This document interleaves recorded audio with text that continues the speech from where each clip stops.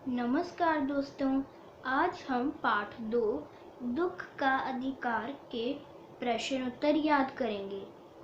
प्रश्न अभ्यास मौखिक। निम्नलिखित प्रश्नों के उत्तर 1-2 पंक्तियों में दीजिए।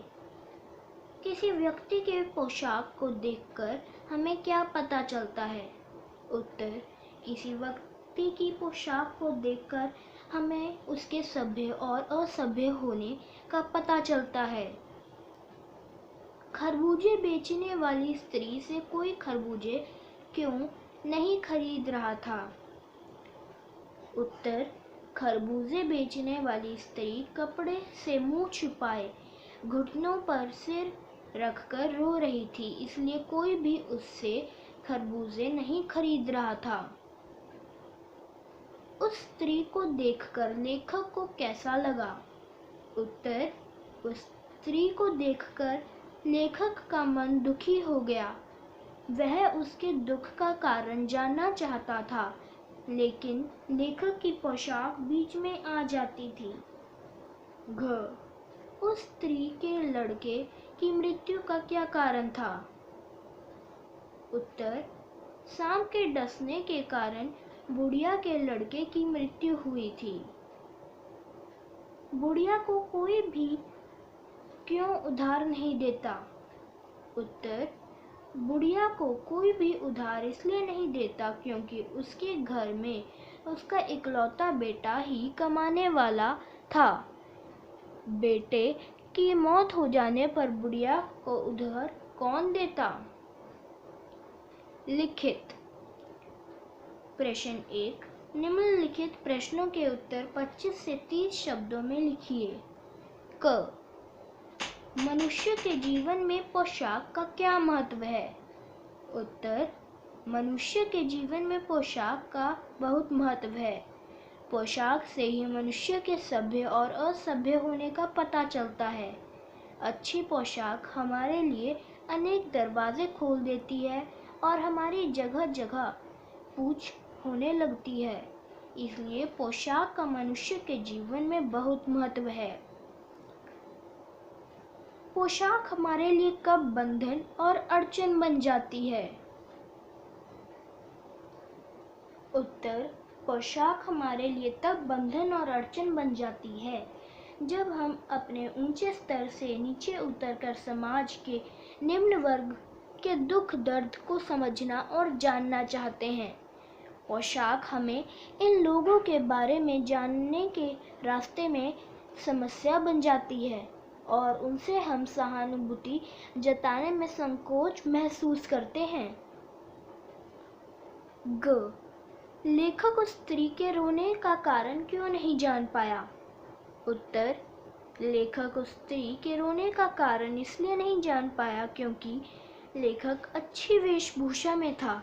अतः वह सोचने लगा कि अगर इतनी अच्छी पोशाक पहने वह इस गरीब बुढ़िया के पास बैठकर बात करेगा तो देखने वाले क्या कहेंगे।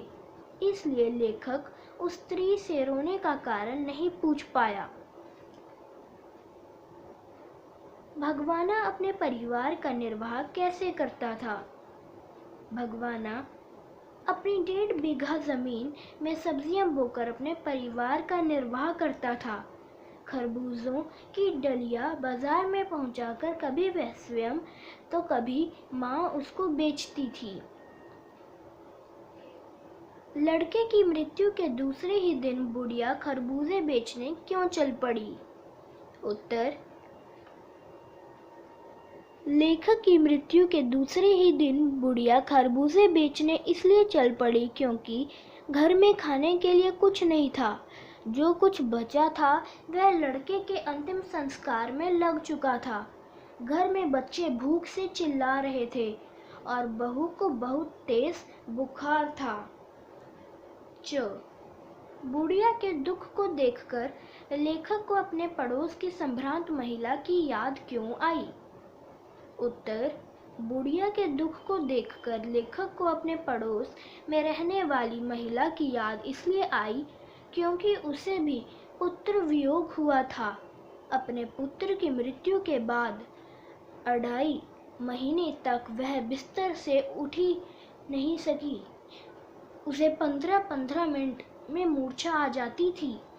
उसकी आंखों से आंसू थमते नहीं थे।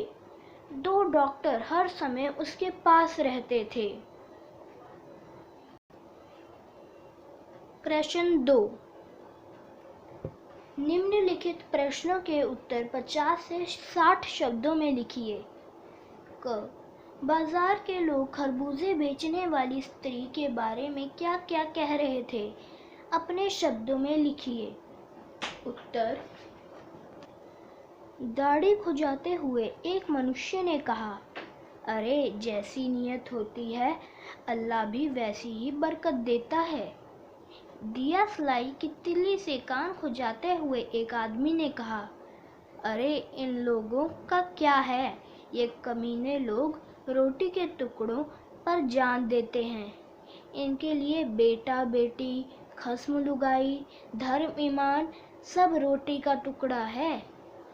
परचून की दुकान पर बैठे लाला जी ने कहा, अरे भाई उनके लिए मरे जिए का कोई मतलब नहीं, पर दूसरे के धर्म ईमान को तो ख्याल करना चाहिए।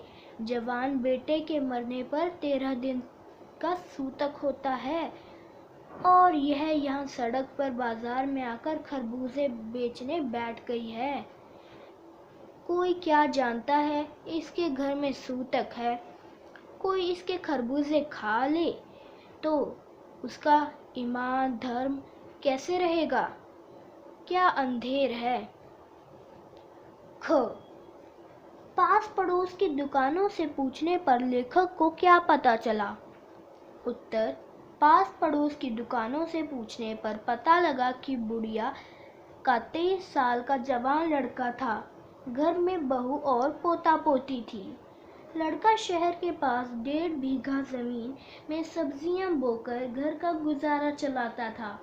कभी बुढ़िया का लड़का बाजार में सब्जियां बेचने बैठ जाता था तो कभी उसकी माँ बैठ जाती थी। लड़का आज से तीसरे दिन सुबह सुबह बेलों से पके हुए खरबूजे चुन रहा था कि तभी मेट की तरावट में विश्राम करते हुए एक सांप पर लड़के का पैर पड़ गया और सांप ने लड़के को डंस लिया, जिस कारण उसकी मृत्यु हो गई। ग। लड़के को बचाने के लिए बुढ़िया माँ ने क्या क्या उपाय किए? उत्तर। लड़के को बचाने के लिए बुढ़िया माँ भागकर ओझा को बुला लाई। ओझा द्वारा झाड़ू फूंक और नागदेव की पूजा की गई। पूजा के लिए दान दक्षिणा चाहिए था। घर में जो कुछ भी था दान दक्षिणा में चला गया। माँ बहू और बच्चे भगवाना से लिपट लिपट कर खूब रोए, लेकिन भगवाना दोबारा फिर कभी नहीं बोला। उसका सारा बदन सांप के जहर से काला पड़ गया और उसकी मृत्यु हो गई। घ। लेखक ने बुढ़िया के दुख का अंदाजा कैसे लगाया? उत्तर। बुढ़िया की इस मार्मिक हालत को देखकर लेखक को अपने पड़ोस में पुत्र की मृत्यु से दुखी माँ की याद आ जाती है। वह एक धनी परिवार की महिला थी। पिछले साल उसके पुत्र की मृत्यु हुई थी। पुत्र की मृत्यु के बाद 2.5 महीने तक वह पलंग से उठी भी नहीं। हर 15 मिनट बाद वह पुत्र शोक में बेहोश हो जाती और जब होश आता था तो उसकी आंखों से आंसुओं की झड़ी लग जाती थी। उसकी देखभाल के लिए हर समय 2 डॉक्टर पास बैठे रहते थे। ड। इस पाठ का शीर्षक दुख का अधिकार कहाँ तक सार्थक है, स्पष्ट कीजिए। उत्तर। इस पाठ का शीर्षक दुख का अधिकार सर्वथा सार्थक है। लेखक के अनुसार हमारे समाज में गरीब लोगों को अपना दुख प्रकट करने का अधिकार भी प्राप्त नहीं है। हमारा समाज धनी निर्धन और उच्च निम्न आदि वर्गों में बंटा हुआ है। धनी और उच्च वर्ग को सभी अधिकार प्राप्त है, परंतु निर्धन और निम्न वर्ग को दुखी होने का भी अधिकार प्राप्त नहीं है। इस कहानी में बुढ़िया अपने जवान बेटे की मृत्यु का शोक भी नहीं मना पाती। उसे अपनी गरीबी के कारण बाजार में खरबूजे बेचने के लिए मजबूर होना पड़ता है। वह अपने बेटे का शोक मनाना चाहती है, परंतु उसके पास सुविधा नहीं है। वह दुख मनाने के अधिकार से वंचित है। दूसरी तरफ एक अमीर महिला के पुत्र की मृत्यु पर उसके पास हर समय 2-2 डॉक्टर बैठे रहते थे। इस प्रकार इस कहानी का शीर्षक दुख का अधिकार सर्वथा उचित और सार्थक है। प्रश्न 3, निम्नलिखित के आशय स्पष्ट कीजिए। जैसे वायु की लहरें कटी हुई पतंग को सहसा भूमि पर नहीं गिर जाने देती, उसी तरह खास परिस्थितियों में हमारी पोशाक हमें झुक सकने से रोक रहती है। आशय: प्रस्तुत पंक्तियों का आशय है कि हमारी पोशाक निम्न वर्ग के दुख दर्द को समझने में सबसे बड़ी बाधक सिद्ध होती है।